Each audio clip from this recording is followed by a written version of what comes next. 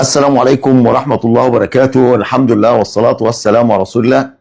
في البداية أنا بحبكم في الله، بحبكم في الله، وأسأل الله العظيم رب العرش العظيم أن يجمعنا في الدنيا والآخرة على خير. صلوا على النبي يا إبراهيم، صلوا على النبي، صلوا على النبي، صلوا على النبي.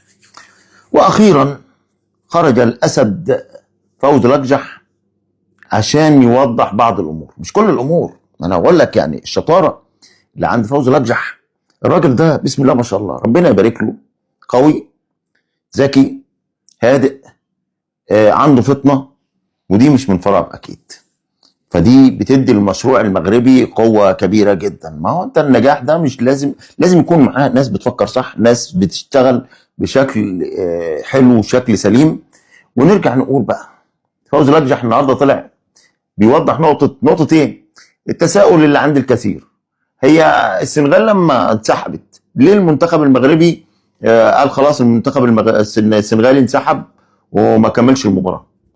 النهارده فوزي الأقجح بيوضح لك يا عم الحاج ليه المنتخب المغربي كمل المباراه، في سياق بقى استنادا للقوانين وليه اتحكم والكلام ده كله. بس انا اجيب لك النقطه الاخيره من اخر تصريحات فوزي الأقجح لموقع العمق الالكتروني المغربي.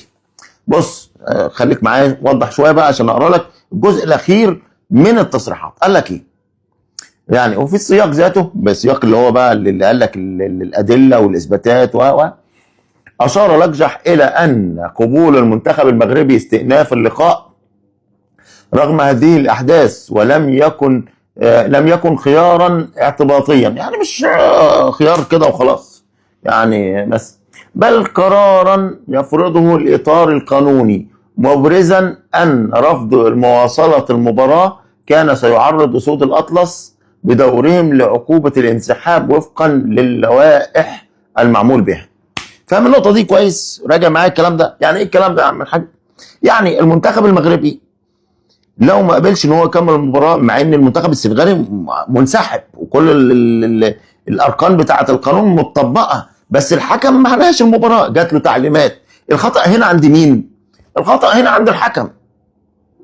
الخطا هنا عند الحكم. انا مثبت ان الحكم مخطئ، مثبت ان الناس اللي دايره الموضوع اللي من شانها الموضوع ده. انا راجل منظم، هتقول البطوله في ارض المغرب، منظم، ما انا ما بفرضش نفسي على الحكم، لكن الحكم قرر انه يكمل المباراه، قرر انه ما يديش لعيبه السنغال اللي نزلت الملعب بعد الانسحاب انذارات، قرر حاجات كتيره جدا، وفي حاجات يعني ما صرحش عليها فوزي الأقجح. دي شطاره خلي بالك يعني.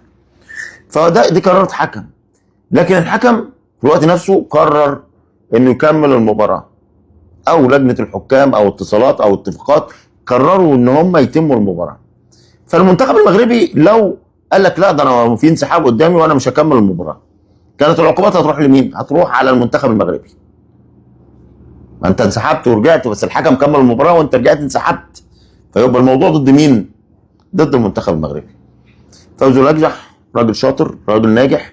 المغرب قدرت ان هي تسيق الامور بشكل واضح وشكل صريح وشكل ناجح، ودي نقطه من النقاط اللي ايه، وبعدين هيطلع لك واحده واحده عشان يوصل لك الصوره. تحياتي والف مبروك، وحقك ان انت تفرح المنتخب المغربي اللي بيقول لك لا ما لهاش طعم. لا ده طعم كبير جدا، ده افضل كاس افريقيا يا عم الحاج، افضل كاس افريقيا. الاحداث مبرره لان البطوله لسه ما خلصتش. السلام عليكم ورحمه الله وبركاته.